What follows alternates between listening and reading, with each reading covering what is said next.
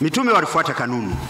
Walipokatazwa kufundisha kwa jina la Yesu, Petro akajibu kuwa ni bora kumtii Mungu kuliko wanadamu. Hii ilikuwa ni kanuni ya msingi kwao. Hivyo mpendwa wetu Askofu Musomba asikukataze mtu yoyote kufundisha kwa jina la Kristo mfufuka. Hili ni fundisho pia kwetu sote waamini wote na kwa watu wote wenye mapenzi mema.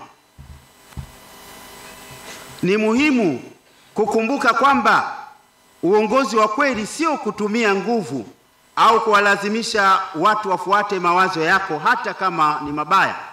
Badala yake ni juu ya kuwaongoza wale wanaotuzunguka kupitia matendo ya maadili. Kiongozi ambaye anaongoza kwa mfano anakuza mazingira ya uaminifu, heshima na kushirikiana. Tunapoonyesha uadilifu, tunakuwa mfano wenye nguvu kwa wengine kufuata.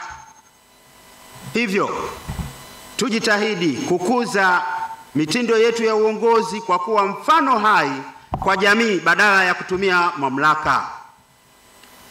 Ikiwa kazini, katika jamii zetu au hata ndani ya familia zetu, athari ambayo tunaweza kuwa nayo ni kubwa kama hatuishi katika ukweli, kama hatuishi katika kanuni.